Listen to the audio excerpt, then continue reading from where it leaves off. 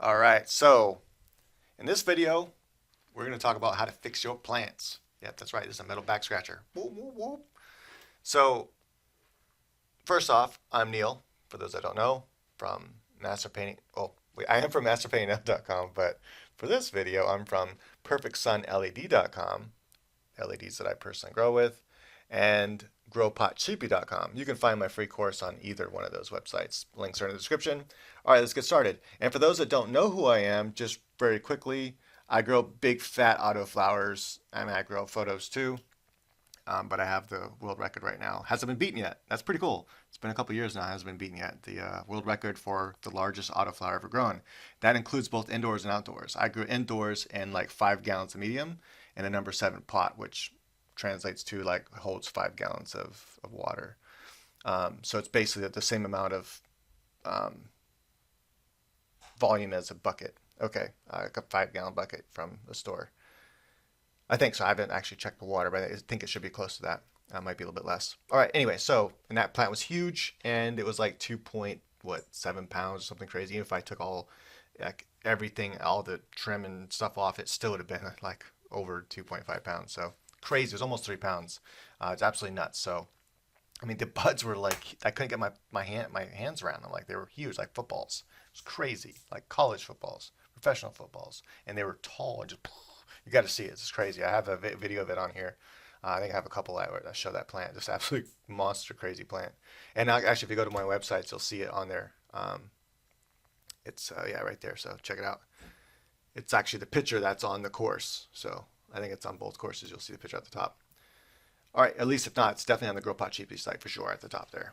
All right. So let's get started. How do you fix your mother plants? Um, what people often they like have this little sheet they send out. Obviously it's a digital sheet online, but they send out this sheet and it's basically an illustration of different pot leaves that are in different stages of deficiencies. All fine and good, that's cool to know, I guess, but it doesn't help anyone because what they do is what's weird is like growers that have been growing for like 2 years still give this sheet to other new growers as if that's going to help them be a plant doctor. Here's the thing. Most all the time, what's wrong with your plant isn't because it's missing nutrients. It's because there's a lack of nutrients in the medium, right? Whether it's soil, cocoa, whatever. That's most never the case. I want to repeat that because it's worth repeating. It's important. That is most never the case. There's usually always enough nutrients in your medium, so you don't need to throw more in it. You're seeing signs of what looks like a calcium magnesium or calcium deficiency. You don't throw more CalMag on your plant. That's very rarely what you need to do.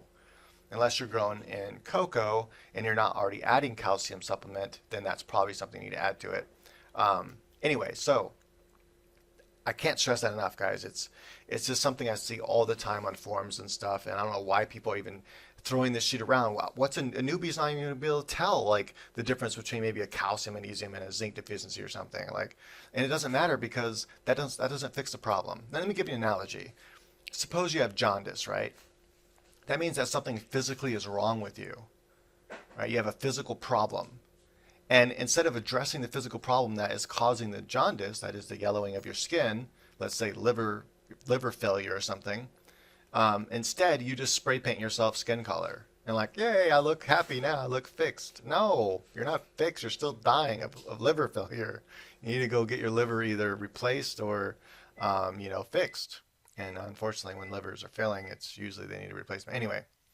But the point is that that's a good analogy of what people do. They're just like, oh, look at that. It has a calcium deficiency. Let's just dump more calcium on my plant. No, that's not what you do. The plant is having a hard time taking up the calcium that's already there. Putting more of it probably doesn't make the problem worse. Giving it more nutrients will most likely make the problem worse. And I'm going to go through the few exceptions to this, but most likely this is what you need to do. So take your plant and you got to think about, okay, what are the temperatures of my plant, the root system? Is your plant just sitting on the concrete or is it sitting on top of some sort of insulation?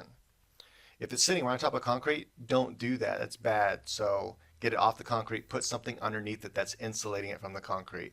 Whether it's a little piece of foam, whether it's cardboard, put something underneath it so it's not directly sitting on top of concrete or sitting directly on top of something that's cold. So give it sitting on top of something that's not like freezing cold. So I grow out in the garage, which means that it's concrete. So I lay down some insulation first that I put my tent on top of. And I don't do cardboard anymore. That was a big mistake because if you get any leakage or mildew or anything building up in that cardboard, it's horrible and it sticks to your concrete. It was so hard to get off the concrete in the old house. It took forever. So yeah, I don't use cardboard no more. I use like the Pink Panther foam that it works really good. It's like a hard kind of foam board and it's pink. I can't remember what it's called, but it's a type of I think it's just insulation board. Anyway, so that works really good, and it's not that expensive for big sheets of it. But there's all different kinds of alternatives you can use. You just want to make sure that it's separated from the ground. Okay, so having your root system be at a good temperature is good. And also you want to make sure your temperatures in your tent or in your grow area aren't dropping too low during lights off. You don't want it to really go lower than 70. You can go a little bit lower than that, maybe 68, but you really don't want to go too lower than that because the lower the temperatures drop or I should say at night, but when the lights are off, so that's nighttime for the plants, what happens is that the roots have a harder time taking up nutrients. Now they're typically not feeding anyway during that time, but it can shock the roots if there's such big temperature swings that can sometimes shock your plant to where when the lights are on, it doesn't feed as well, and then it starts having nutrient problems. Another issue is overfeeding. This is a very common issue among new growers. They overfeed their plant. It's always better to underfeed your plant than to overfeed your plant because that's far easier to correct and it's easy to see that you're underfeeding a plant. Basically, the plants will start uniformly turning lighter green. Sometimes it starts from the bottom leaves first, but pretty much the whole plant kind of uniformly starts turning a lighter green, meaning it needs nutrients. In this case, it's really lacking that nitrogen. So just use a well-balanced nutrient and you're good to go. Now, if you're using soil, most soils that are made to like grow with already have enough nutrients in it to get your plant at least halfway through veg. Sometimes some soils are so good they can get you all the way through veg, and then you only have to add some supplements during the flower stage because they're going to need that.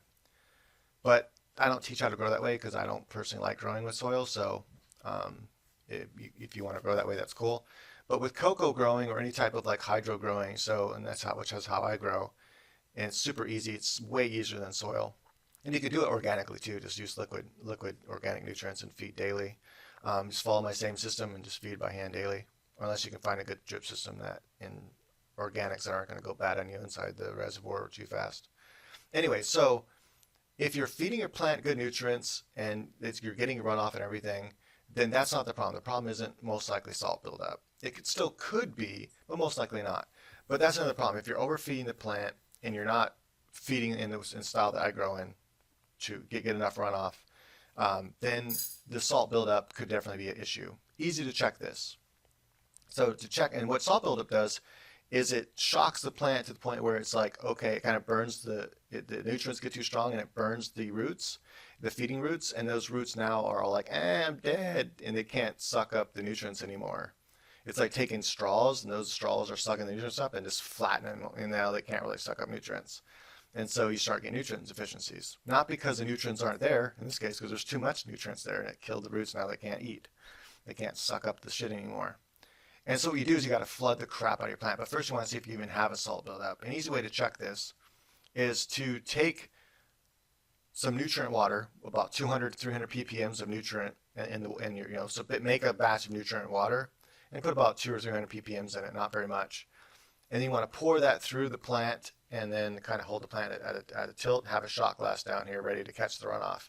Let it pour off a little bit first and then go ahead and catch the runoff. Then take your nice good meter, quality meter, and test well, actually you don't need a super quality meter for TDS. The Hana Instruments one, the blue or red one are fine, like for testing beer. So for testing ppms, you don't need like a super awesome one, but for testing pH, you really need a nice one. Anyway, so then you check the runoff. And if the nutrients are much higher than what you put in, or if you already know about where you're at, that's even better. Water it with about where you think you're at. So if you've been watering with 700 ppm, then that's what you want to water with. Sorry, I worded that wrongly. Usually the problems are when they're still feeding around 400 ppms. So whatever you've been watering with, however often you water, that's what you want to water with. So if you've been watering with 500 ppm, then water it with 500 ppm, wait for a little bit of runoff, and then take the shot glass, and then test that shot glass. If the runoff is much higher than 500 ppm, then most likely you got some like major salt buildup going on. In which case, now you want to water with just like 100 ppm. Never just water with pure water. It shocks the plant way too much. So when you flush the plant, flush it with at least 100 to 200 ppms, maybe even 300. And just flush it and flush it and flush it until the runoff is the same as you're putting in. So if you're putting in 300 ppms, keep on dumping gallon after gallon until the runoff is also around 300 ppms. Now you've effectively flushed all the salt buildup out of your plant. From that point forward, don't get salt buildup. So if you're using my system, basically when you water daily, make sure you water with enough nutrients so that it comes out. Make sure you're using a quality nutrient as well. Using a non-quality nutrient like Miracle-Gro or something, yeah, you're going to get salt buildup and salt burn, nutrient burn. All right, so the next thing is if you're growing in soil, for soil growers, you obviously don't want to water every day, unless the plant is big and healthy and is actually drinking all the water every day. Like you basically want to wait till the plant gets light, the soil is light and dry. That's what you're waiting for. Not too dry. You want to make sure you stick your finger down about 2 inches and it comes out pretty dry. Maybe slightly moist, but not wet. And that's when you want to water, when the pot gets light. So with soil, it's really easy to get salt buildup. So you want to make sure you're not watering with too much nutrients. They don't need that much nutrients. And you got to make sure, does your soil already have nutrients in it? If so, let him use that nutrient. Maybe add a little bit of supplements like a little Epsom salt and things like that. But anyway, I'm not going to teach you how to grow soil. Okay, so just pay attention to what you're doing and follow how you're supposed to be growing the soil. Don't overwater your plants with nutrients. Don't overfeed your plants, just to say, to avoid salt buildup. With soil, you might want to do flushes every now and again to make sure you're not getting salt buildup, especially before you go into flower. All right, now, so that's another problem. Very, very, very common problem. Now, one of the most common problems for nutrient deficiencies is a pH imbalance. This is very easy to test as well. That is and oftentimes if your pH is really messed up, there could be something wrong with your root system. And that's a common issue too with deficiencies, is that there's something wrong with the roots. The roots are sick, so they might have, too much algae growth isn't itself dangerous, but sometimes it can lead to root rot or, like the root, where the roots get kind of gooey, especially if you're in deep water culture and you get that root slime. It can also be bugs, some kind of bug that's eating at your roots. So you want to definitely, after you've done everything else and tried everything else, that might be something you want to look into and check. I usually just give up on a plant at that point. If its roots are being eaten, I know I'm not going to get a good yield off that plant anyway.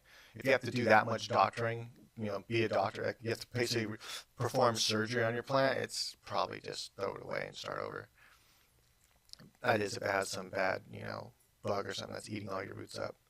All right, so pH, how do you test this? So first off, how do we test it with coco, since that's the system I teach to grow with?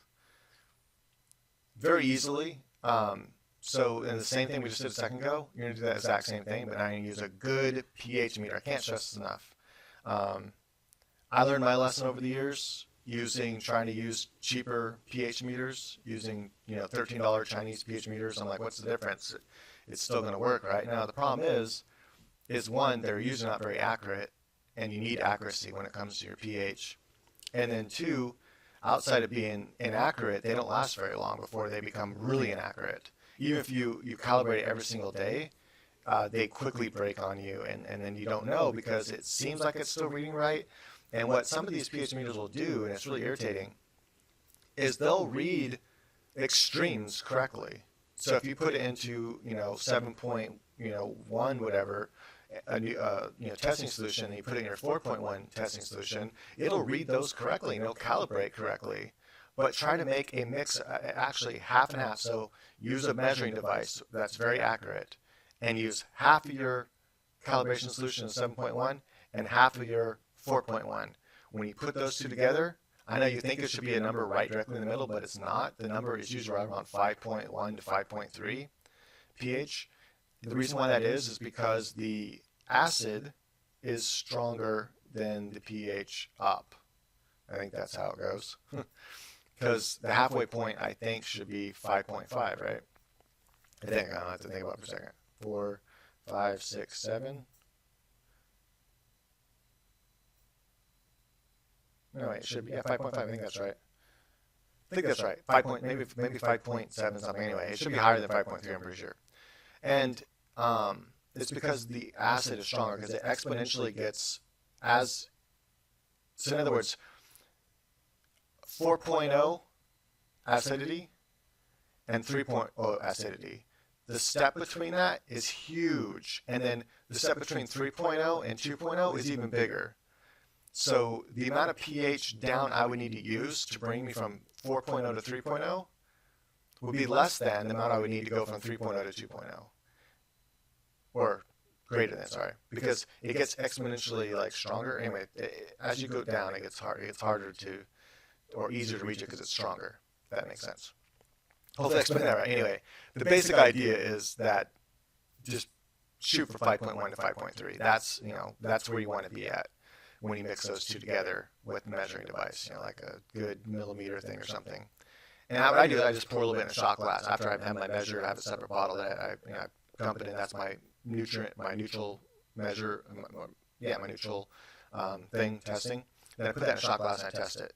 So it should be right around 5.1 to 5.3. Now, if your meter is reading that way off, then there's a good chance something is wrong with your meter. Now, if you use something like Blue Labs, that's what I use, the Blue Lab combo meter, then you're good to go. Like, that meter's awesome. But the thing is, pH meters, if you're lucky, will last you 2 years. Just know they have a life expectancy on them. Typically, they last about a year, and then they're done. And this is, even if you like put it in a solution and store it away, it's still ticking away its life age. It sucks. They're so if you stop growing for a while, like I did right now, then I took a break, then your pH meter is still ticking away, and I should probably buy another pH probe anyways, because I can't remember how long I had that one for anyway.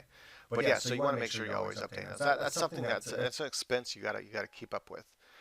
All right, sorry about that. My phone just decided to stop recording. I don't know why it does that.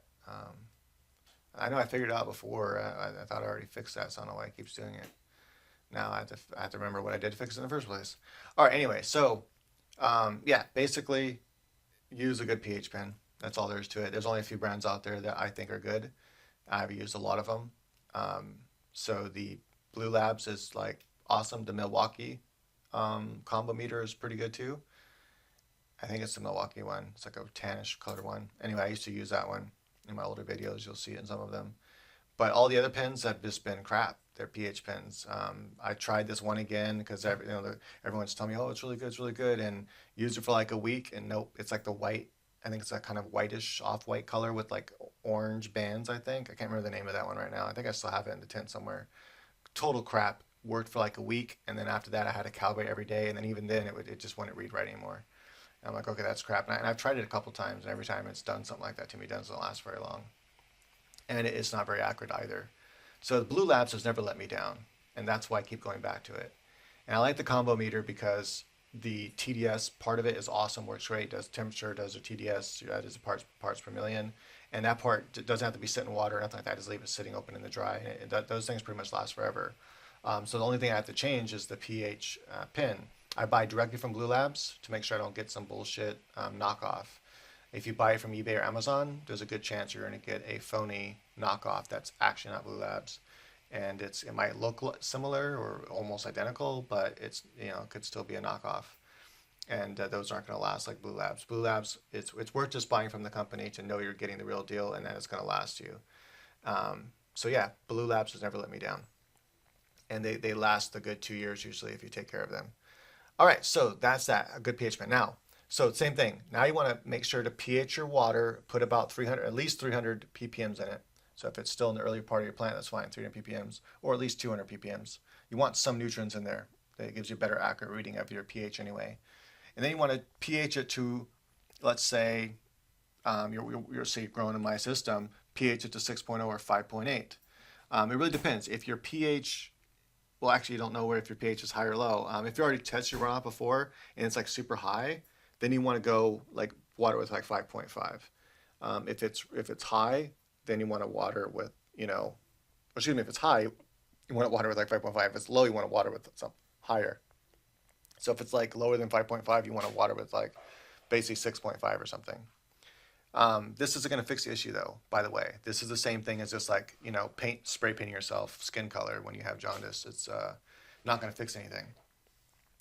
So this is just a test. So you want to put your pH to like 5.8, 6.0, something like that, right? And whatever you put in there, that's what should come out. So pour some of that nutrient water through it, low nutrients, and that's pH to 6.0. Pour that through it, let it come off a little bit, and then take your shot glass and then test the shot glass. Now, if that comes out very different than what you put in, the 6.0 you put in, let's say it's 5.0, that's very bad. That means your medium is very acidic, and that's fucking your plant all kinds of up, and down and left and right. So you got to fix that. You don't fix it by just trying to pour a bunch of pH into it. That's not, there's something wrong. Something is happening. So typically when it gets very acidic, that's usually caused some nutrient buildups. I can almost guarantee if your nutrient, if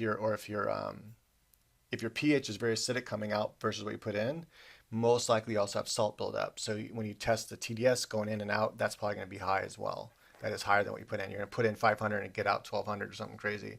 Get out, get out, 1000.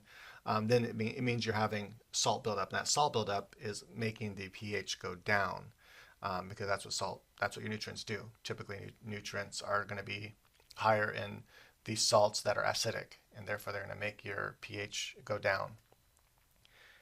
Usually that's always the case. I'm trying to think of another case that makes your pH go acidic if it's not a buildup of some sort of nutrient or overwatering of some sort of nutrient. So just make sure that keep that in check. I can't think of a case where it's ever like. I think even root slime is always pH goes up. Just trying to think. Anyway, so that's that. And then if it's higher, in this case, it's most likely a problem with the roots itself. Like you have root slime or there's some sort of buildup on the roots. If it's your actual tank, like me, if you're growing in a tank, what often will cause this to me is that my tank needs to be cleaned, especially the outer perimeters, and my pumps need to be cleaned big time. So you got to take those pumps out every now and again and just clean them really good with the hose and put them back together. Take the filter out, clean it really really good, blow the hose through it, and then put it back together. Put it back in your thing.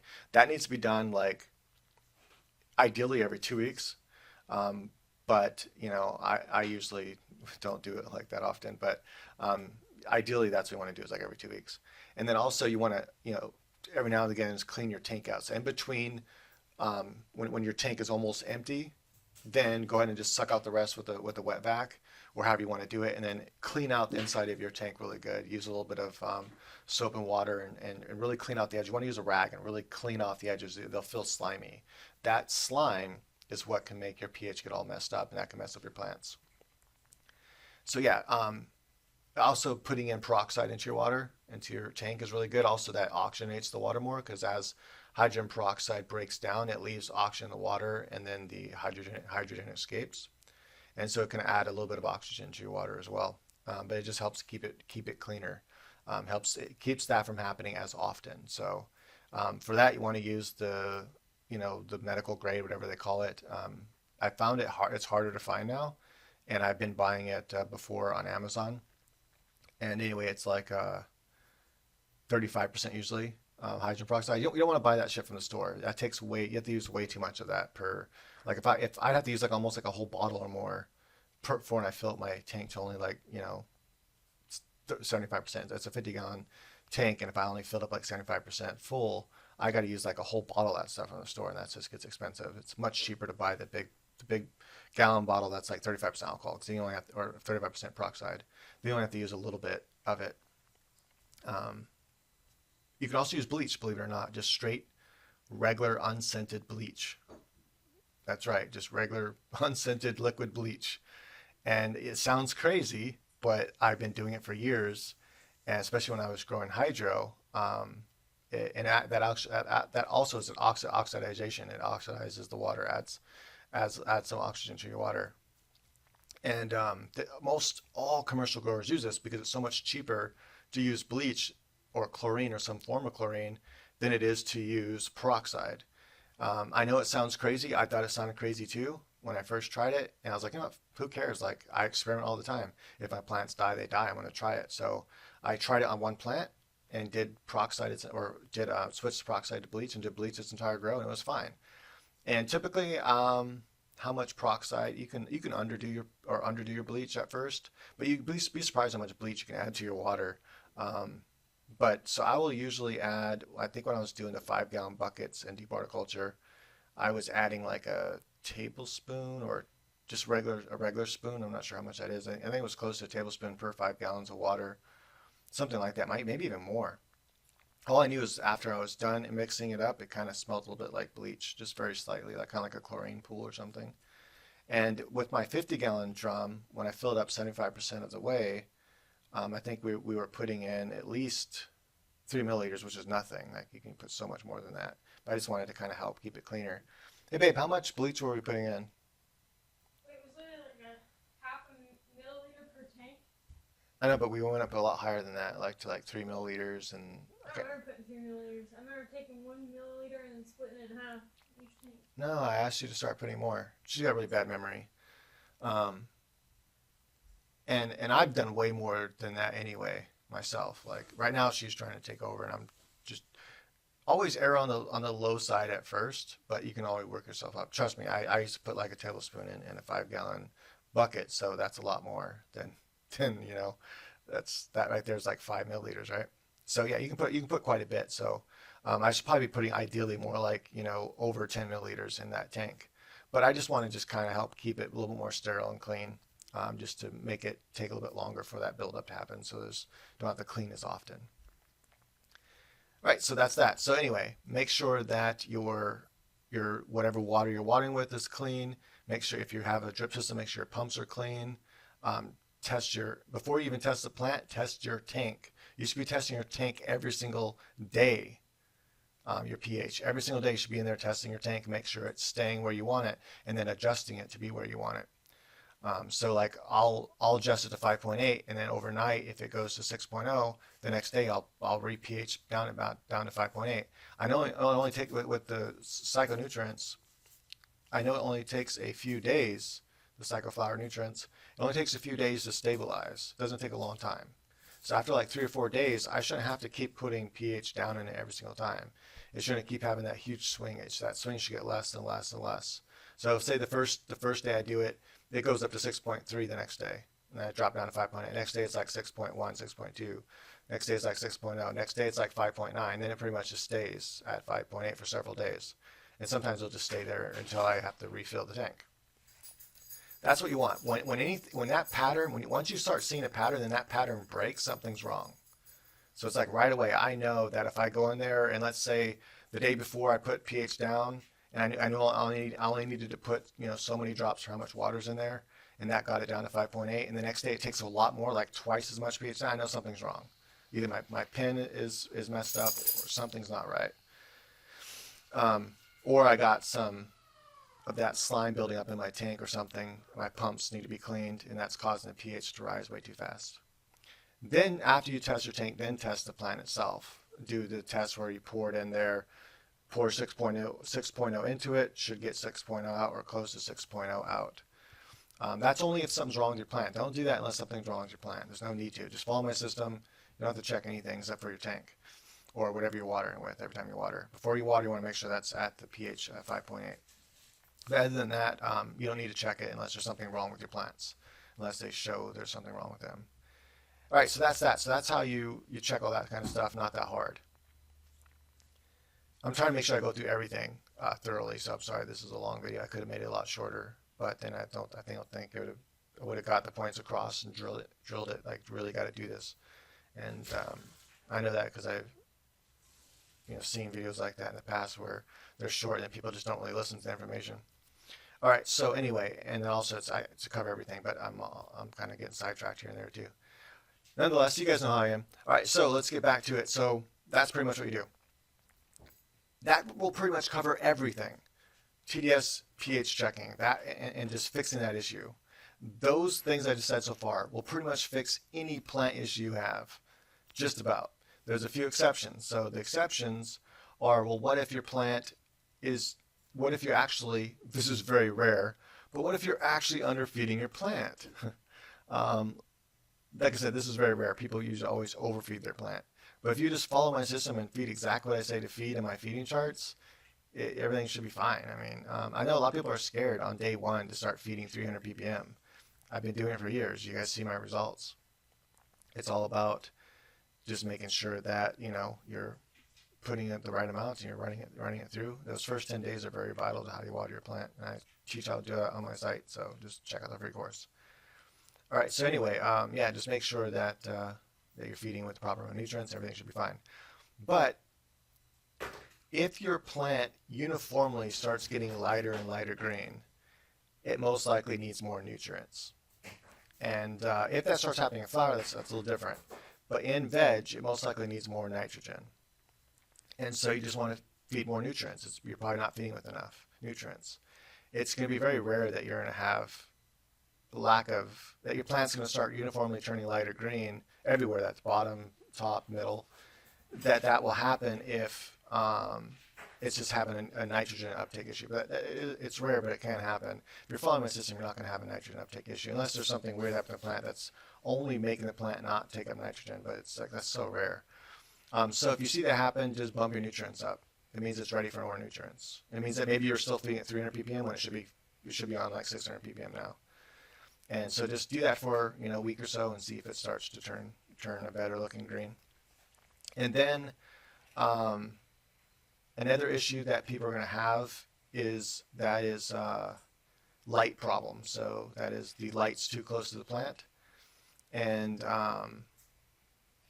temperature issues or humidity issues. So you go temperature issues or humidity issues.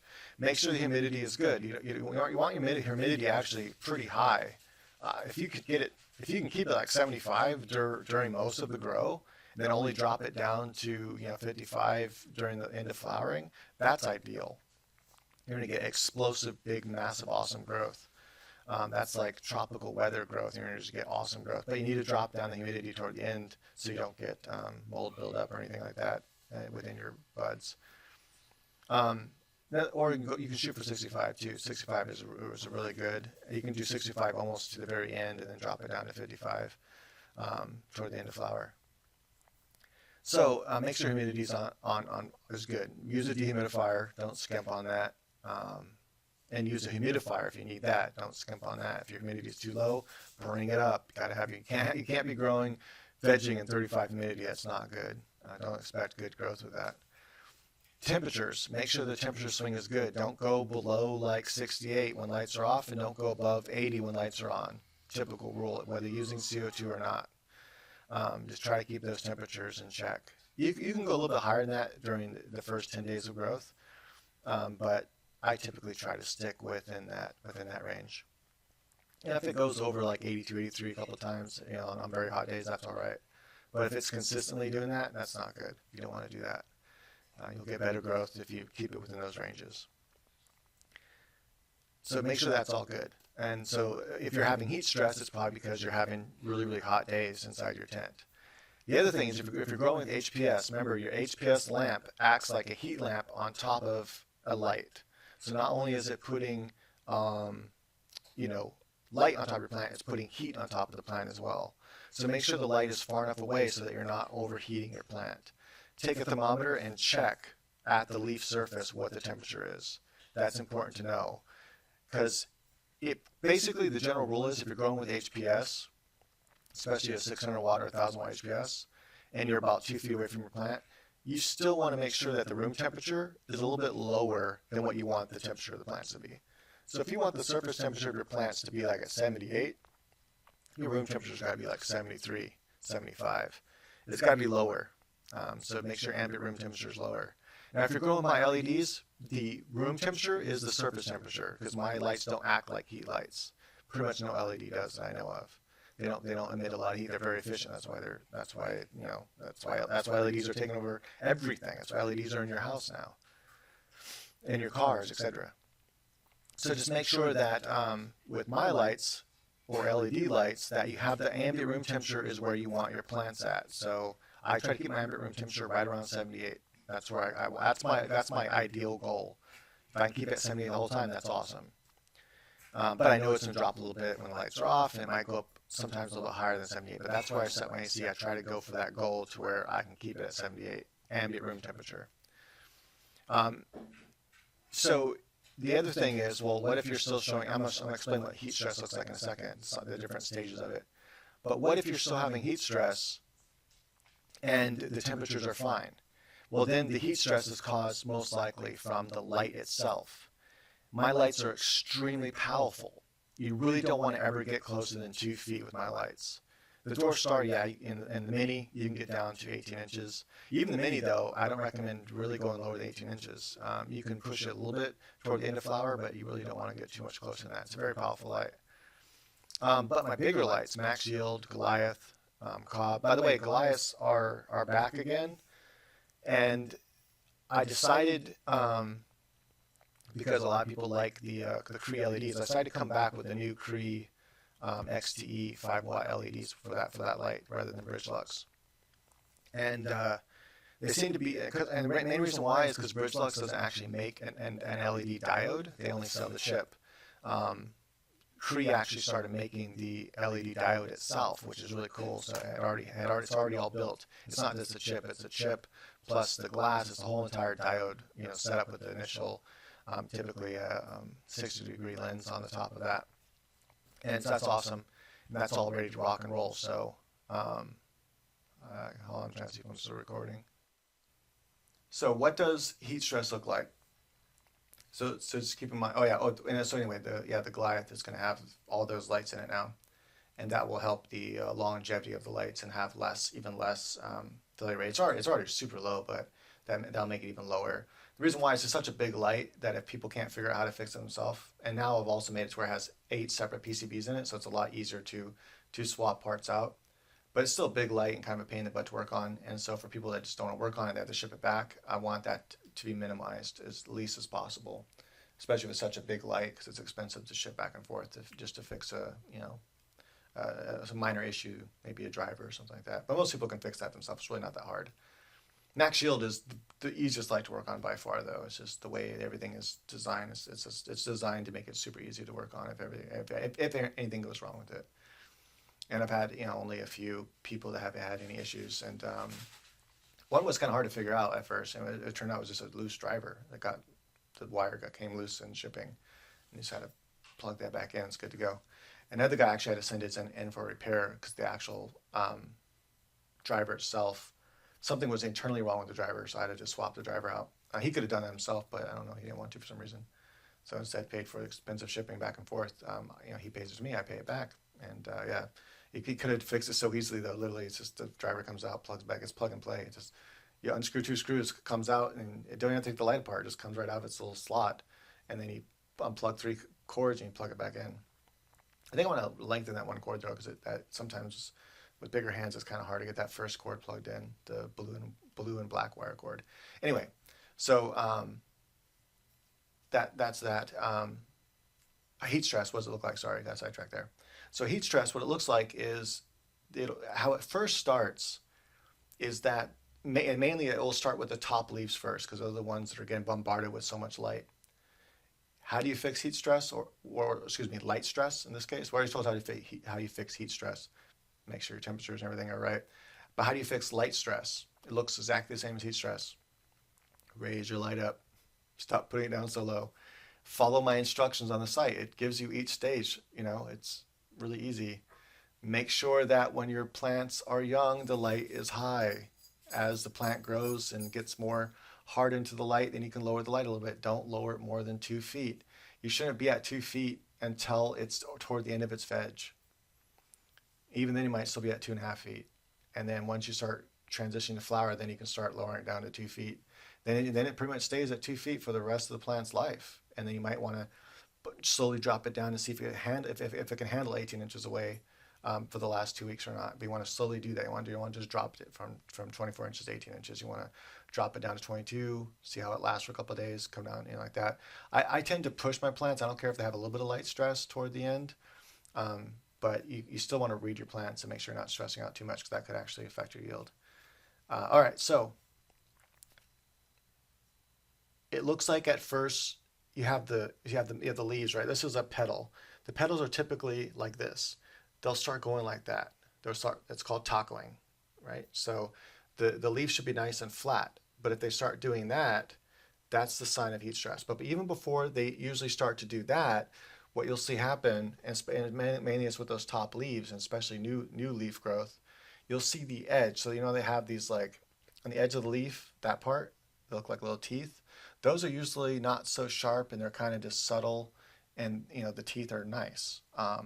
But as you start getting light stress or heat stress, those edges will start looking sharp. Like they'll change from more soft to more sharp, and they'll start looking like actual teeth pointing out. And if you touch them, they'll be kind of hard rather than soft.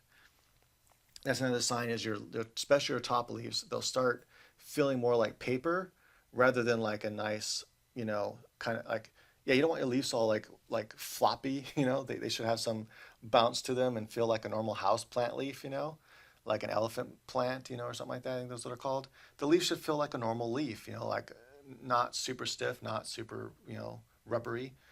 They should feel nice and healthy.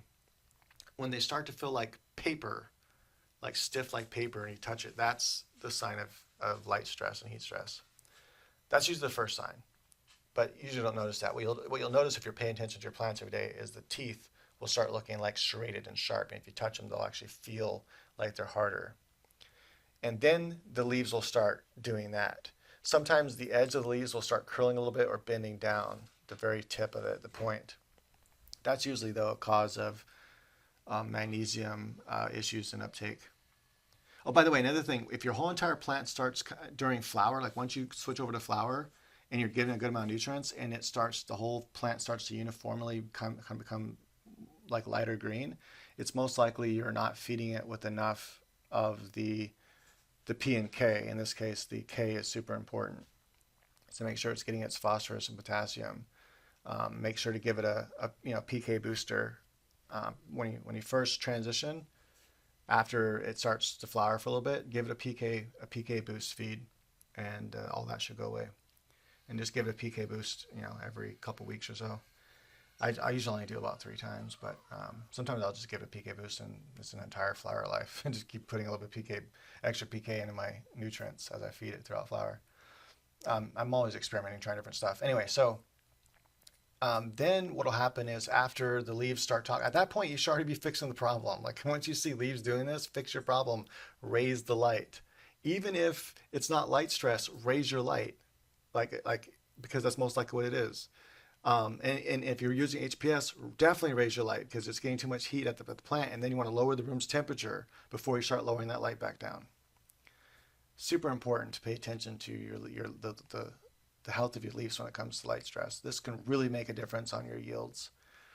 Then the next stage is the leaves will start bleaching, so they'll start turning lighter and lighter green. Then they'll even start turning they'll start turning white basically. Like a very light yellow, then even have white spots on them. So that's really bad. That means you've done fucked up. You waited way too long to fix the issue. But you can still do it. Raise the light way up. Give it a chance to readjust. Remember also that the closer your light gets, the more food your plant will eat. It's kind of like exercise. The more you exercise, the more calories you can intake without gaining weight. Same thing with the plant. The more exercise, the more light you give it, the more it's exercising, the more food it needs. The more it needs to process more food. So don't start feeding your plant if your light's still at 3 feet away. Don't start feeding your plant with extra nutrients, and keep it on the same nutrient as it was on, unless it starts uniformly turning lighter green. Then bump up the nutrients. If not, leave it alone until you lower that light. Once you lower that light from 3 feet to 2.5 feet, then naturally start bumping up your nutrients, unless it's already where it needs to be. And it's always better to be on the lower side than to be on the higher side, especially when you're first starting getting a feel for how to grow. So keep feeding at that lower nutrient level. So say you're at like 400 ppm, stay there until the plant tells you I need more. So once it starts looking lighter shades of green, then bump it up to 600, 700 ppm. And really you don't want to go above 900 ppm with my system. It's very rare you ever need to go higher than that. Yeah. EC, I usually don't go above, especially with my cyclophyll nutrients, I don't go above 1.8 OEC typically. I stay, and that's pretty low ppms. Let me see what that works out to. There's, oh, no, I can't. My phone's right there. Actually, I can on the computer here. I'll just go to the calculator on the computer. So basically, what you want to do is most um, TDS meters go by the 500 system rather than the 700 system. If you're in the UK, it might be more common to come across a 700 one. It means it's times 700, and that's how they get your ppms. Basically, a ppm meter or TDS meter is measuring the EC, the electric conductivity in the water, and then which is caused by the salt in it. And so that's how it's measuring that's what it's measuring. It's measuring that. And then to give you the number on your screen, to give you that TDS or ppm number, they're doing that by multiplying it by 500. Some multiply it by 700, but it's really rare. And you can probably look at if you're in America, it's most likely not that. If you're in some other part of the world and you're buying a UK product or a product that is not, if it's not like typical stuff we have, just check the thing. It should tell you what it is. Like look at the paperwork. If in doubt, ask the company. Anyway, so you take the 1.0, right, and you times that, times 500. And of course, that's going to be 500. And then let's say I'm at like 0.8, right? 0.8 times 500. And that gives me 400. So I know I'm at 400 ppm. I start out with and you can also reverse that. So let's say I'm at about 300 ppm during, right from day one usually. I'm at 300 ppm. Divide that by, what did I divide that by? I can't remember how to reverse it now. Wait, actually, if I'm at 300 ppm, I already know. Hold on, I'm just going to do this real quick. 300 ppm. No, I can't remember how to do it now. I don't know why my brain's not working.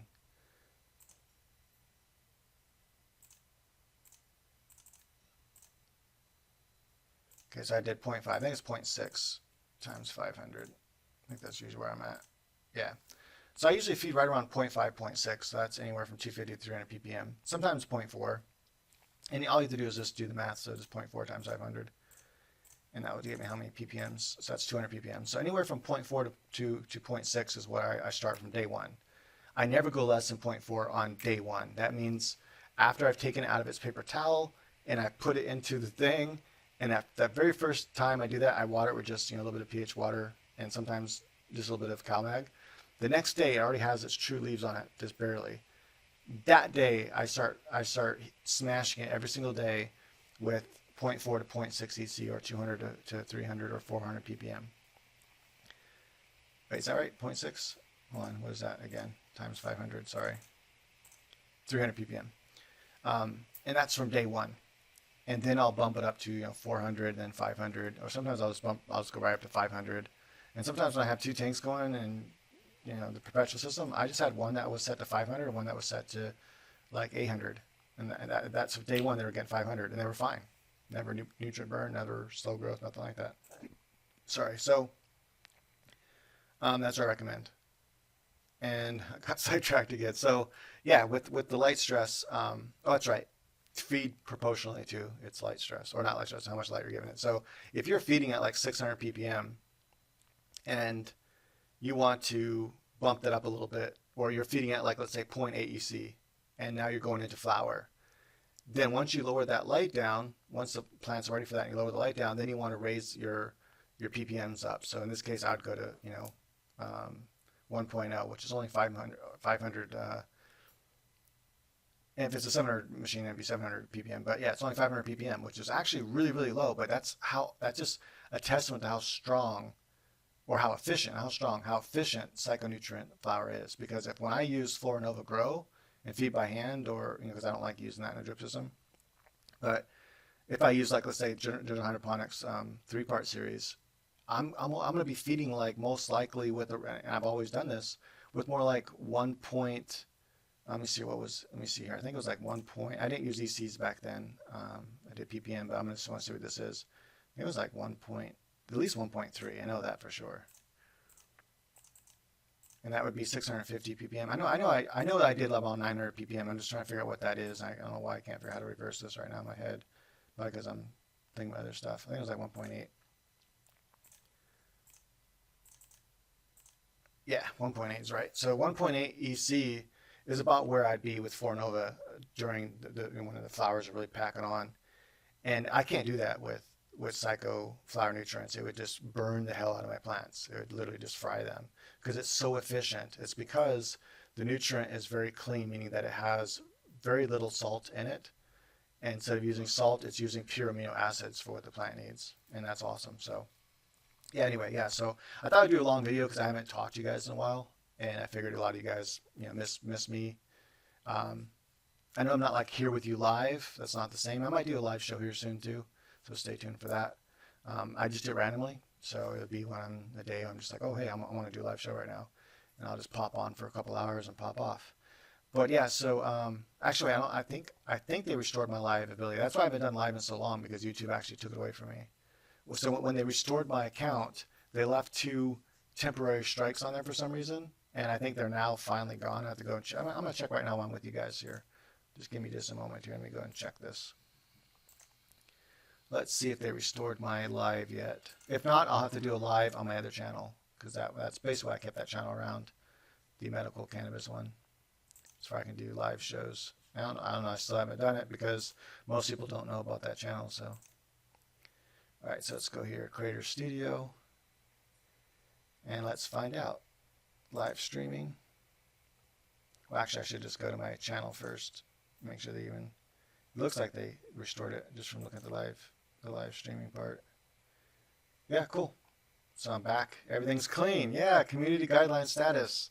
Everything's in the green now, guys. That's awesome. So that took forever, but I'm all in the green now, and I haven't got any more strikes yet, so that's good. Yeah, I've just been trying to keep it, more lower on the radar. Don't post so many videos, and I'm really hoping that they don't like get all stupid when I start actually putting plants on the channel again because they can't justify what they're doing. There's no way they can justify their claim is that I'm teaching violent or harmful acts. How is me doing a legal medical grow for other medical growers at all teaching anyone violent or harmful acts or even at all promoting violent or harmful acts? I don't do that. Now I can see my fight channel. How come my fight channel never got beat up for that? It really sucks. I didn't get to keep doing that. I got sick and I couldn't, do it anymore. I miss it. I miss doing all the fight stuff. Oh well, whatever. Miss jujitsu a lot. But you got to make the best of life. Whatever life gives you, you got to just find new stuff. I can still draw and paint, and there's a lot of other stuff I can still do. So it's all right. You just got to make the best of your situation, and that's how you stay in a positive mindset. And meditation helps a lot. By the way, if none of you guys have ever tried my guided meditation, I highly recommend it. It is not in any way religious, because a lot of you guys know that I'm not a religious person. Although some of my beliefs people think are spiritual, religious, not religious, but spiritual. That's fine if they want to think it that way. I think everything is natural. And I'm not going to get into my philosophy because my philosophy has nothing to do with my guided meditation. They're completely separate entities. So if you go to nomicism.com, I'll put the link in the description, or maybe I'll put it as part of the pinned post. But if you go to nomicism.com, you'll see that it's guided meditation for self-help. It's kind of like Tony Robbins, but it's different because it's not the same kind of stuff. He motivates people. You can use the guided meditations to motivate yourself, and it's all in the mind. It's the powers in you, and you can unlock the power of your brain through my particular guided meditation. I haven't completely taught how to, because all you need is my one guided meditation. This is so cool about my particular form of meditating. I've been doing this for years, since I was 11 years old. I'm now 40.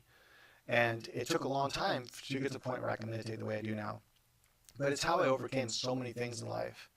It's how I keep a positive mindset despite life becoming really bad or getting really sick or whatever, going through extreme anxiety. And not only that, but it's helped me to see life in a different way so that I'm not negatively affected by negative things that happen in life, like my best friend's father, for example. And I talk about this openly because I'm not bothered by it. I'm cool with it. When I was a little kid, about 4 years old, my best friend's father molested me. And luckily I'm a strong person, a strong-minded person, so once I started feeling like this wasn't right, one day when he was drunk, I like pushed him over and ran and told his mother, or his mother ran and told my best friend's mother, Teresa, his wife, and she came out. She like beat him up with pots and pans. It was horrible, and he never touched me after that.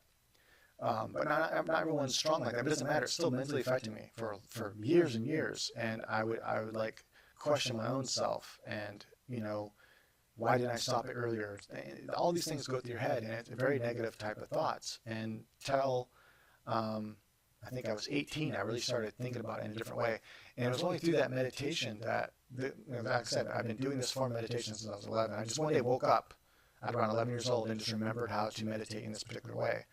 Keep in mind, I grew up in a family that didn't meditate, didn't teach meditation. I didn't even know what the word meditation was. I know that's weird, like 11 years old. How did I not? I didn't know what the word meditation. I never saw the word. I never heard the word. So I just didn't know what that word was. I didn't even know what I was doing. I just knew. I knew what I was doing, but I didn't know what it was called. Not until later on in life. I'm like, hey, wait, that sounds kind of like what I do, but I do it differently. And so I basically guide you through that process. So I'm just guiding your brain through the same process I guide my brain through when I meditate. After a while, after you learn, after you listen to enough times and go through the guided meditation, you learn how to do it on your own, where you don't need to listen to me anymore, guide you through it, and you can start going through the process on your own. But it's a very, very powerful process, and it can literally change your life. It can do so much for you. It can give you confidence. It can help you stop smoking. I mean, it's endless what it can do for you. And I'm going to be releasing another video and hopefully a written section where it kind of describes how to use it in those different ways. So if you want to use it specifically for, let's say, because at first I was going to make a bunch of different guided meditations. I'm like, honestly, they're all the same thing. It's just their intentions changed. I just help them change their intention during the end of the meditation. But every meditation will pretty much be the same, except for the very end to be a little different. But you can make that ending different just by what you're thinking in your head. The intentions you go into it before you start meditating. And so I want to explain how to use that one meditation to overcome everything and anything, or to give yourself positiveness, or to give yourself confidence, so you can get more dates or get a better job, whatever, get that job raise you want, and all of that is in your ability. Believe it or not, you'd be surprised how much you can do. But anyway, so check it out. I'm not trying to advertise it. I don't ever ask for money. It's completely free. It's a free service. There's nothing to pay for, ever. So that I want to make that clear. Gnosticism is about self-help for free, and never, ever charging anything for it. Never selling anything at all, ever, at any point. So I like helping people. A lot of people know that, and that's just another aspect of me where I help people. Because I'm like, hey, it helped me, it works for me, so it should work for others, right? And it has worked for others. So please check that out and give it a shot. And yeah, so that's that. All right, so that's pretty much it. I think I've talked for a long time. I made this about an hour video.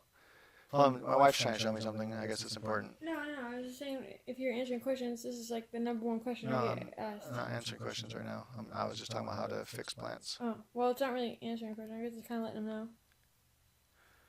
So I get asked about 10 times a day. I guess a common question I get right now for my lights, I most likely only the diehards stay to this end of the video, so this is probably going to help nobody.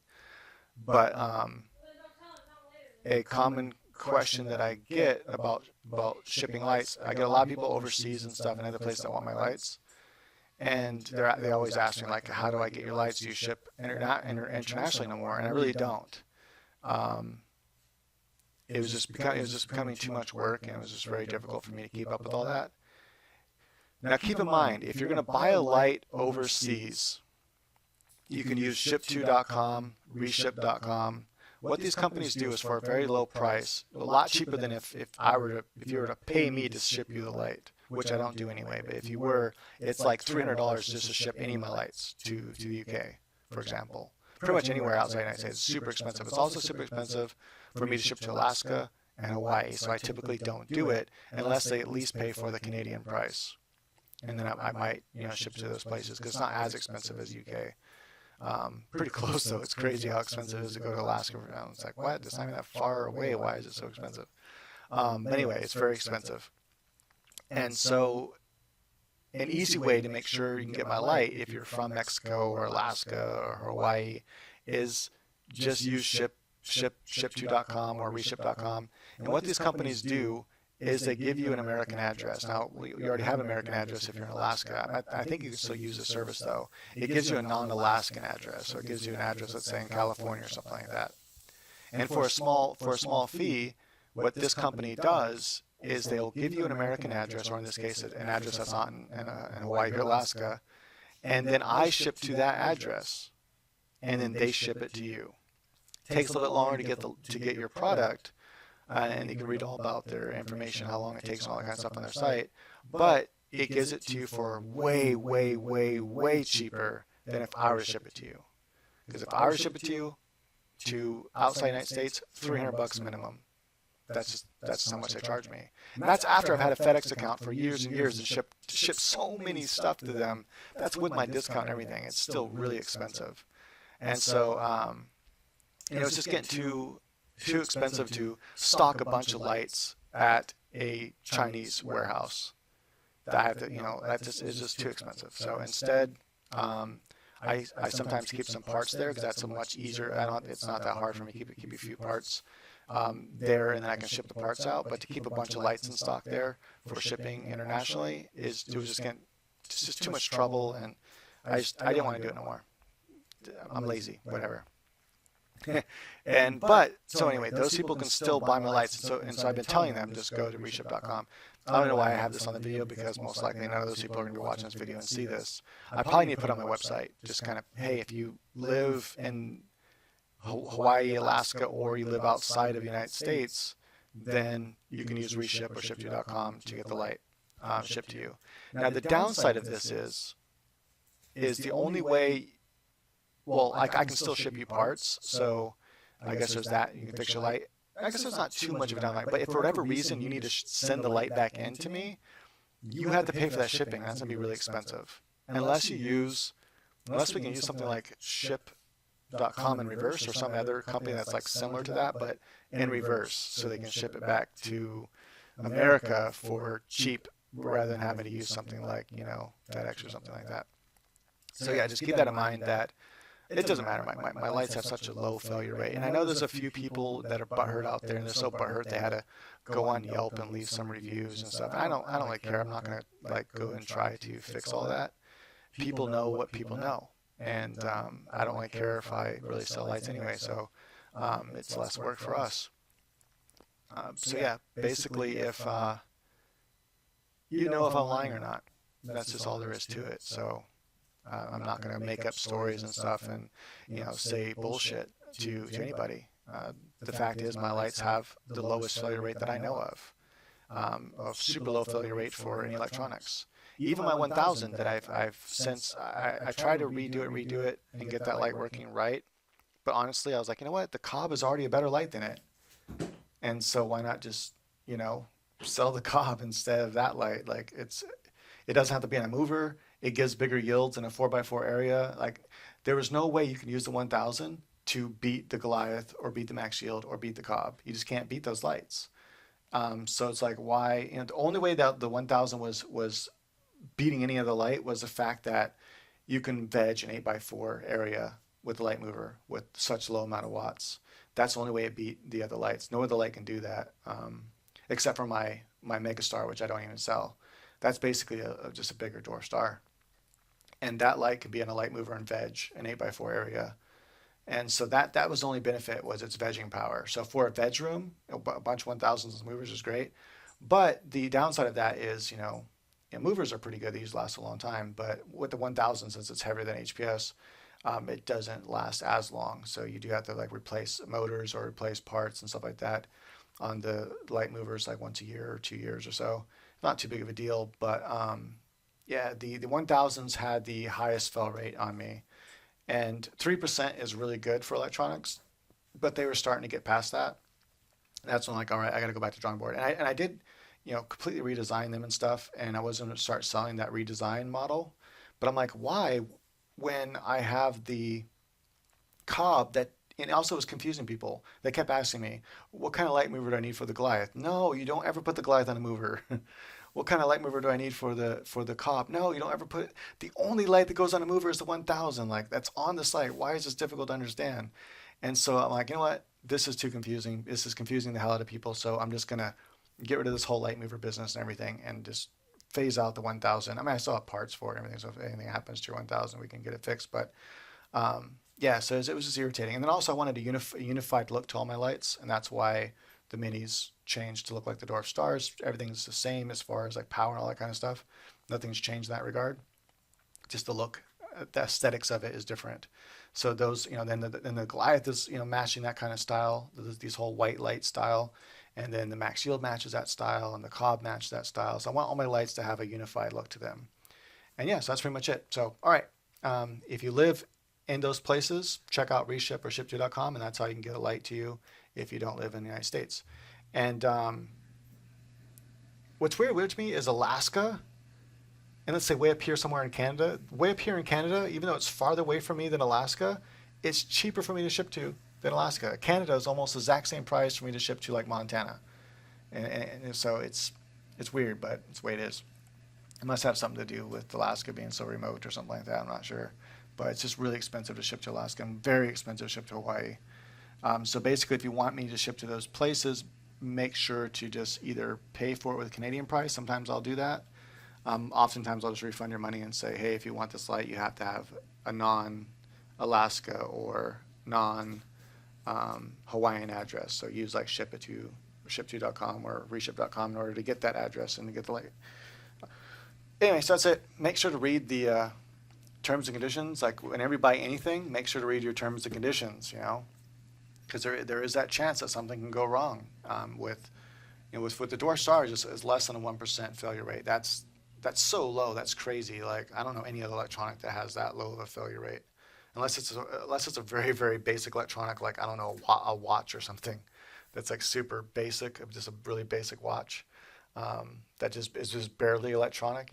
Let's say not like a really fancy one, just very very basic. Oh, okay, like a snooze alarm clock. Like those are so simple that I know they have a really low failure rate. In fact, I don't think I've ever had one go bad on me. And usually keep the same one for years and years until you lose it or something. But with more complicated electronics, I know like PlayStation 4 has a low failure rate, but I guarantee it's not lower than 1%. Yeah, so just keep that in mind. That read the terms and conditions, because my lights. It's really easy though. Like to fix my lights is super simple. The only one that's kind of more difficult to work on is the Goliath, just because it's so big. Now the new models are much easier. The older models that had the two PCBs, they're too big to ship because they break. Those ones are harder to work on because you have to know how to solder. And so unfortunately those, you have to ship it in to be, or you have to take it to a computer person that can solder for you, or even a remote control car guy. Most of those guys are really good at soldering. But a computer repair guy, no problem. I had one guy take his light to a computer repair guy, solder a couple LEDs on, boom, good to go. But like I said, the failure rate on those are really good too. Now it's gonna be even better with the Cree lights on there.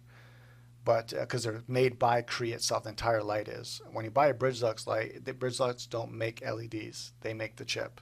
You have to have the LED made somewhere else. I know they do have one factory in I think Taiwan, that is Bridgelux does, but I don't know if they sell those directly or not to the public.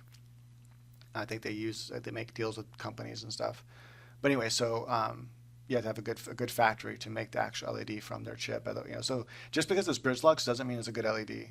Like you can get a shit Bridgelux LED because the factory that made it, that put the actual LED diode together, is crap, and so what you get is crap, even though the chip is good. So the chip will be awesome, but everything else is crap, and the LED still burns out too fast. And yeah, so anyway, a lot of technical stuff there. Sorry about that. But yeah, that's pretty much it. So all right, I think I've rambled about everything I want to ramble about. And for those that dig these long videos, well, there you go, super long video for you guys. And yeah, so next video hopefully will be me telling you what plants we planted, hopefully today. Well, at least not plant the plants, but at least get the seeds, started to germinate. And I think I decided to go ahead and do autos. Maybe, I don't know. The one thing I like about photos better than autos, and this is something that we've learned over time recently, like with her doing a lot of pressing, rosin presses rather than getting dabs or something, having buddies make dabs in their lab. The main reason why we went to rosin, I should say she because I don't smoke it, but is because no matter how pure the butane claims to be, it's going to have residual stuff in it that's not butane. And that residual stuff is not going to come out in the process of making your dabs. And so I'm like, that can't be healthy in the long run. Whereas rosin press is just heat, using heat and pressure to get the oil out. And the oil in the end is pretty close to dabs. Some people are so good at it with their press and temperatures are so good. The amount of pressure, they can use very low temperature and they get like rock hard, really nice rosin presses. We got a pretty good one, and it's all automatic, so you don't have to do any manual pressing. Just push a button, it works pretty good. I want to get a more powerful one, but it works pretty good. But the thing is that we've noticed, for whatever reason, no matter how good the autoflower is, no matter how frosty it is, no matter how high it tests in THC at the lab, they don't press like photos for some reason. I don't know why that is yet. I've been trying to like figure it out, look at it with a microscope, and the trichomes look the same. I'm like, what the hell? They have just as many trichomes. I'm like, I don't understand. For whatever reason, we just, even with genetics, like trying to press it into, we just don't get, it's not as easy to get a press, and you don't get as much out of it per weight of the bud versus how much rosin you get as you do with photoperiods. Photoperiods, even if it was just some outdoor okay photoperiod, that press is better than the best indoor quality auto. Something to consider. So that's one reason why we're thinking about doing photos, just because of that, because that's mainly what she does now, is just she presses rosin. And yeah, she's noticed that every time she's pressing an auto, that it just doesn't press as much or as easily, and you have to use higher temperatures in order to get that oil out of the bud. Of course, a workaround with that would be to make, let's say, dry ice hash. So that's basically using a dry ice inside of a bag, and then using a good low micron mesh, depending how strong use a couple different bags, and then put the dry ice in the top one, and then shake it, and have one at the bottom where the stuff can't fall through, and just shake the dry ice really good. It's kind of a it's kind of an irritating thing to do. Maybe if you had some vibrating thing, you could put it on and let it vibrate. That'd be much better. But you have to do that shaking or banging at least. And what that does is it makes all the trichomes fall off, and then at the lowest mesh, the lowest mesh, like 90 microns, 100 microns, something like that, you're going to get this nice like bee pollen looking shit. It looks like yellow powder almost, and you can smash that together and get some really, really strong shit. And we have different colors, different stages. The last stage will be that kind of a greenish colored one. That's not very good. And if you want, you just mash all those together. It doesn't really matter. Or you can just use a low micron mash to begin with and just get something in the middle. And then you take that and you put it inside of a mesh, and then you smash the shit out of that and get all the oil out of it. And so that is a workaround to where with autos, you should still get the same yields, but it is an extra process, and it's kind of a pain in the butt. You just like to throw a couple nugs in there, smash, a couple nugs, smash, a couple nugs, smash, get several little papers, filled up with oil, and then scrape them and do your thing. It makes it much easier than having to do all the making the hash and all that kind of stuff. Although you can make big amounts of it that way, that will last longer. So you only have to do the process once in a while, because you can get a big amount at once.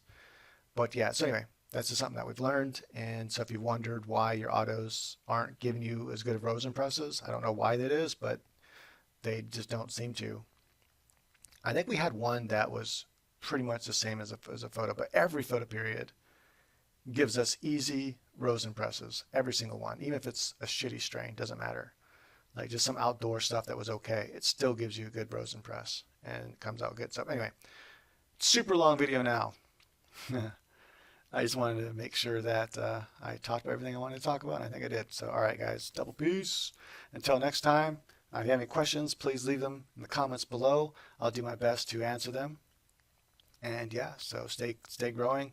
And I know that some other places, I think, had some laws changed. That's awesome. So stay tuned for federal legalization. I'm pretty positive that shit's coming. Federal legalization, I don't know if it'll be the best thing for everybody. As a matter of fact, I think it's going to be like alcohol. It's going to make everything very expensive, even more expensive than it is now, because the feds are going to have their own federal taxes on it. It's going to make it to where you can't. I think they're going to really make it hard for the personal grower. You're probably not going to be able to grow for yourself anymore, like personally. Just like you can't make alcohol for yourself. Well, that is, you can't make strong alcohol for yourself illegally. I think most states are that way. I don't know if any states do. I think I'm pretty sure that's a federal law. You federally cannot make moonshine, even for personal consumption. I know a lot of people think you can, but I'm pretty positive. I have to look this up. I'm pretty positive that it's federally illegal to make moonshine, even for personal consumption. Not like they're going to go try to find you if you're making it, like they give a shit. But if you try to sell it, then they give a shit. And it'd probably be something like that where they might let you, grow one plant, or they might even keep the 4-plant thing for personal growing. I just have a feeling though that the feds are not going to like that. They want you to buy everything you to buy everything so they can get that tax. And so I have a feeling that they're going to make it illegal, maybe to grow anything for personal, maybe like a plant or something. Because you can brew beer and wine for your personal consumption. That's fine without a license. So they might make it to where you have to have a license maybe to grow your own personal stuff. So that way they know they're still getting paid. Some yearly thing you have to pay for, even though it's recreational. So I don't know. We'll see. But I'm pretty sure that I know one thing that's going to change a lot is people that are making money right now growing marijuana legally are going to be screwed. There's going to be a few companies left when this shift happens. The end result will be there'll be only a few companies that grow marijuana for the government, and they'll be mostly owned by the government because they want that direct profit as well. And so yeah, it's gonna pretty much put everyone out of business right now that is making money growing marijuana. Almost everybody. That's my prediction. So if I was in that business, I would make as much money as I could and invest in something else. Like still keep making all the money you can until it changes, but start investing all that money into another idea, into another company. You should always be diversifying your money anyways, always. Never just rely on one thing. Always try to diversify your money and start other things. And if anything, just have a bunch of money in different stocks and stuff, that diverse profile of stocks that you get dividends on, anything. Diversify your money. Oh man, I think this is the number one. I'm sorry, I'm just gonna start talking all kinds of shit that has nothing to do with growing. People that like a rap, let's say you make a rap song and it goes number one, and you make all this kinds of money. That money's not gonna last forever. You're not gonna get lucky like Madonna and like Michael Jackson. Most likely not. Assume you're not going to get lucky like that because you're most likely not going to. That is to make hit after hit after hit for the rest of your life, or the Rolling Stones or something. The money is most likely not going to last. And so what you need to do when you make that $1 million, don't go blow it. Don't go buy a fucking Lamborghini. Don't go buy a $250,000 car. Don't do none of that. Invest that money into another idea. If you're good at producing and stuff, invest in yourself as a producer. And start scouting, looking for other talent, and make them rich too. And then you get a cut of that, and make 10 people rich, and you get a cut of that. Find something else to diversify your money into. Don't just go spend it all. Invest in other things. This goes with all aspects of business. I recommend this to anyone and everyone that makes money, is to invest that money into other things. It's actually how I got to where I am now. I invested in myself. When I first started being an entrepreneur, I invested in myself, and I didn't have money to invest in myself, so I invested my time. I started studying the crap out of web design, mainly out of web design. That was my first real entrepreneur job that made me good money, was making websites. This is back when Flash was the shit, and now I can't even find Flash sites anymore. I mean, you can, but those badass sites in the 90s, early 2000s were awesome, man. It was so interactive, it was so cool looking, but minimalism took over. So yeah, but those sites were awesome, and I can't find any more. I managed to find one that was kind of cool, but they're super hard to find now. I don't know if anyone remembers those sites, but they were awesome. They were like an interactive little animation, so they were cool. Anyway, so that's like my first real entrepreneur job. I did other stuff. Like I was always an entrepreneur ever since I was a kid. When I was 11, 12, something like that. First thing I did, I started going door to door and asked if I can mow their lawns. Like I wanted to make my own money. And then when I was around 17, 18, I started going door to door and getting portrait jobs, drawing realistic portraits. And I mainly worked in pencil back then, so I did colored pencil and black and white. I was much better at black and white than color. I didn't learn everything about color theory and stuff yet. But still, the colored pencil stuff came out pretty good. But mainly my black and white stuff was really good back then. And so I would just go door to door and I'd show my stuff and be like, hey, I'd just try to sell myself, sell my own ability. And I did get jobs that way. Not enough to make a living off of, but it was extra side money. But the important point is I knew I wanted to work for myself. I didn't want to have to have a boss over me, and I didn't like working normal jobs. And so from that point on, after I went to college and learned graphic design and stuff, and worked for 2 different graphic design companies, I'm like, I can do this on my own. Like one guy pretty much had me run his whole shop. That actually taught me everything about the business. Because I learned everything about how the business runs, how to get clients, how to talk to the clients, how to get recurring business from those clients. Because I pretty much ran the business for him. Because he had two shops. He ran one, I ran the other, and he slowly taught me how to do it. And then actually, I quickly learned how to run that. And I'm like, I can do this on my own and make a lot more money. And so I went on my own and started getting my own clients and started doing logos and stuff on the side. Anyway, so that was my venture. Then I started my own web design company. And that lasted for a little while, but then there was a big tank, and a lot of website companies went to shit. Unless you knew like programming, like PHP programming or something that allowed you to make really good database and stuff, then you pretty much, as far as designer websites, those guys were all gone. Most people didn't survive that crash because there's all these cool sites coming out that basically allowed people to build their own sites, as shitty as they might have looked. That people didn't care. They think they know what looks good, so it doesn't matter. And they wonder why they weren't getting any business. And anyway, so then I continued to work on doing things like logos and stuff like that for companies. And then I founded launch.com, and now I think it's called Upwork. And so I got a lot of jobs through that. So I was always entrepreneuring.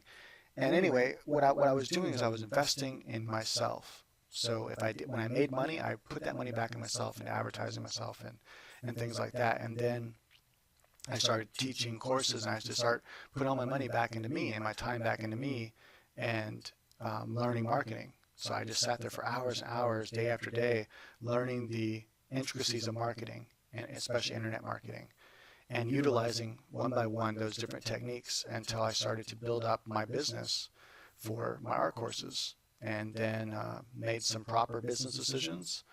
And next thing I know, boom, it blew up to $100,000 a year. Just for art courses. I don't have to do anything for hardly anymore. But I still like to make new courses and stuff like that and update stuff and everything. I like doing that. I want to keep up on it. But and then then I kept investing in other things, other ideas. I'm always trying out new things, and if it fails, it's fine. I didn't put that much money into it. Low risk ideas, just like plug. Okay, that one didn't work. That one didn't work. Different things like that. But mainly the art thing. That's enough. I can live on that. It's great. But then the LED thing was just a matter of I just wanted to make something that no one could beat. It was more of a personal kind of triumph I wanted to achieve, and I wanted to make lights that were affordable for everyone, that are awesome, and that hopefully will ultimately put a new standard out there, and hopefully that standard will make other companies lower their prices. Hopefully that's how it goes in the future. We'll have to see. If I ever accomplish that, or maybe I start a wave that other people catch on to and start doing what I do, and take my business model and start replicating it. And if enough companies do that, then all these other companies that are overcharging for the lights and ripping people off will have to start lowering their prices. I'll have no choice. And so we'll see what happens with that. And then I have other ideas too. I'm always just kind of dabbling in little ideas here and there. And other stuff I do for personal. But anyway, just make sure that,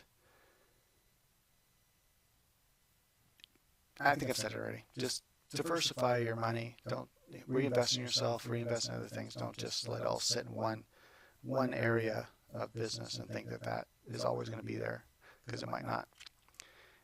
And then stocks is another thing I'm looking into now. I'm looking into like stocks, and also looking into these like different companies that allow you to invest into another company, and then over the next 2 to 4 years you get all your money back plus interest. It's a long-term investment, but it's not too long. I mean, a lot of people invest for 10 years or more. Like if you want to be, people that invested in Tesla, for example, they invested a lot of money and they're not going to see anything for a while.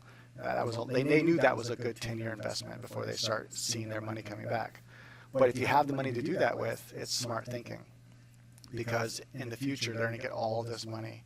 They're going to make a lot of money. I think Tesla's going to make everyone a lot of money. Everyone that invested in early is going to get so much money out of that company. I think that company's going to be big.